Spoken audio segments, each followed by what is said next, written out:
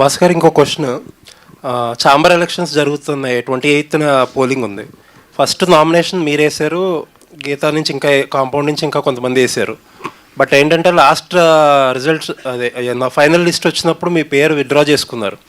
అంటే ఎగ్జిబిషన్లో కానీ డిస్ట్రిబ్యూషన్లో కానీ ప్రొడక్షన్ 3 ఫీల్డ్స్లోనే చాలా యాక్టివ్గా ఎక్స్పీరియన్స్డ్ పర్సన్ మీరు. అంటే మీలాంటి వాళ్ళు ఉంటాయి కదా ఛాంబర్లో, పైగా చాలా క్రూషియల్ ఇయర్, మనం నెక్స్ట్ 1 ఇయర్ ఇండస్ట్రీకి చాలా క్రూషియల్ అనుకుంటున్నాం. అండ్ ఛాంబర్ బిల్డింగ్కి సంబంధించిన ఏదో గొడవలు కూడా ఏదో నడుస్తున్నాయి. ఇలాంటి టైంలో ఇలా 3 ఫీల్డ్స్లోనే ఎక్స్పీరియన్స్డ్ ఉంది మీలాంటి వాళ్ళు ఉండాలి కదా.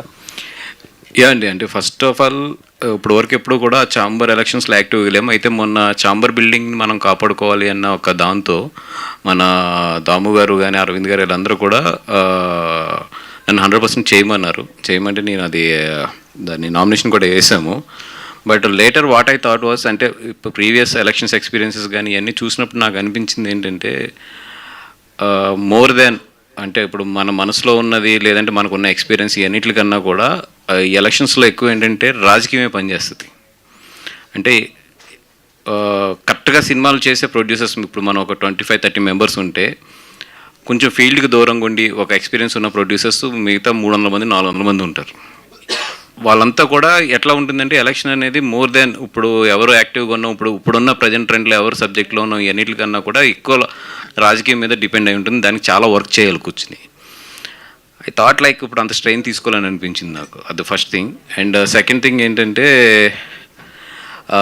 ఎక్కడో నాకు ఎలక్షన్ ఛాంబర్ది మోర్ దెన్ ఇప్పుడున్న సిచ్యువేషన్స్లో ఏది మంచిది ఏది చెడ్డగా అనే కన్నా కూడా ఎక్కువ పొలిటికల్ అంటే chamber inside political, I'm not saying other parties of the political, ఎక్కువ అదే ప్లే చేస్తుందేమో అన్న ఒపీనియన్ వచ్చి ఐ హ్యావ్ టేకెన్. అంటే అల్లు అరవింద్ గారు కాంపౌండ్ నుంచి వస్తున్నారు మీరు, ఆయన చెయ్యని రాజకీయమా ఆయన చూడండి రాజకీయమా? అరవింద్ గారు మానేశారండి, అందుకని ఆయన నిజంగా ఇదివరకు ఉన్న యాక్టివ్ అంటే ఏమంటాం దాన్ని మనం, ఆయన పట్టుకుని ఛాంబర్ని నిజంగా ఎస్ అనేది ఉంటే డెఫినెట్గా నేను ఎదురుకెళ్ళేవాను. బట్ ఆయన కూడా ఏంటంటే ఇప్పుడు సో మెనీ విషయాల్లో ఆయన కూడా బిజీ ఉన్నారు. అండ్ రెండోది ఏంటంటే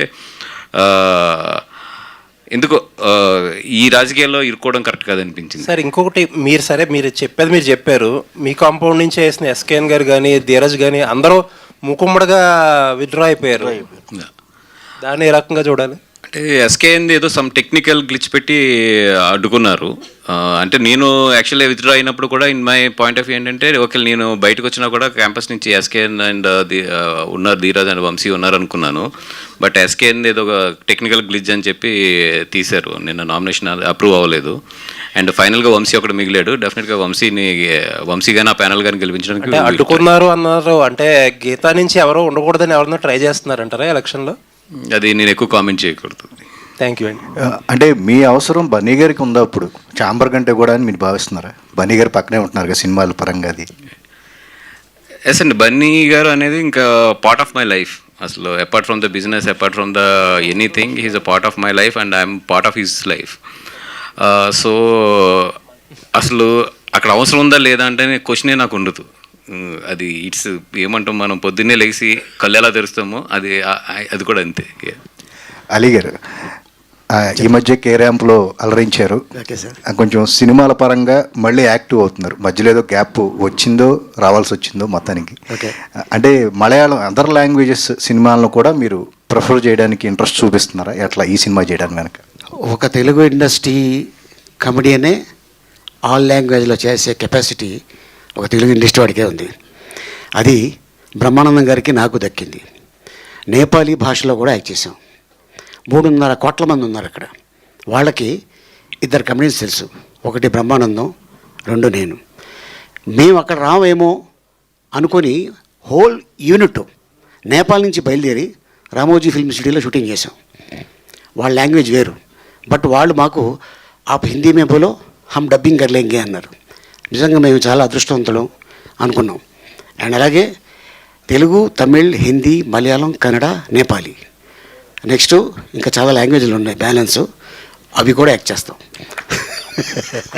నటుడికి ప్రాంతం లాంగ్వేజ్తో సంబంధం లేదు, వాళ్ళకి యాక్టర్ కావాలి, దట్స్ ఇట్. అది తెలుగు ఇండస్ట్రీలో ఉన్నారు. చాలా గొప్పగా చెప్పుకుంటా, తెలుగు ఇండస్ట్రీలోనే 22 మంది కమెడియన్స్ ఉన్నారు. మేమందరం ఒక అన్నదమ్ముల్లా ఉంటాం. అండ్ అంతేకాకుండా అదర్ లాంగ్వేజ్లో వాళ్ళు కలిసి యాక్ట్ చేస్తారా చేయరా అది మనం కామెంట్ చేయకూడదు. ఎందుకంటే ఒక సినిమాలో ఒక కమెడియన్ ఉంటే ఇంకో కమెడియన్ యాక్ట్ చేయడు. అదేంటో మరి ఆ రీజన్ ఏంటో నాకు అర్థం కాలేదు.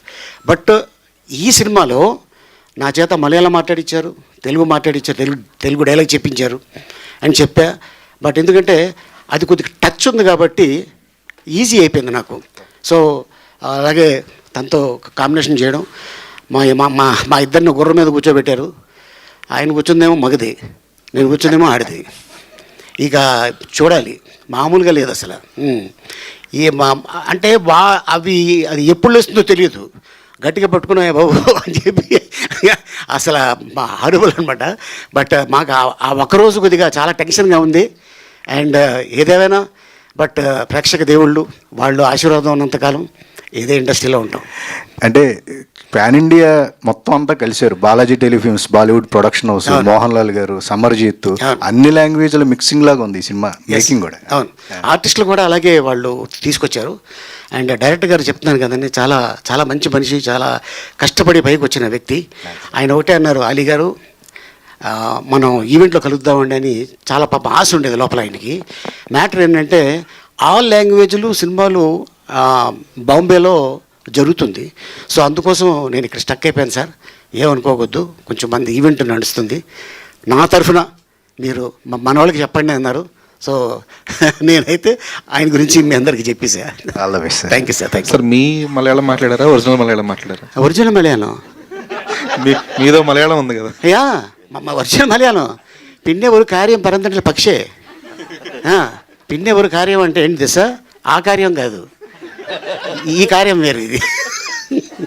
సో అట్టగా చేస్తాం అంతే. వాసు గారు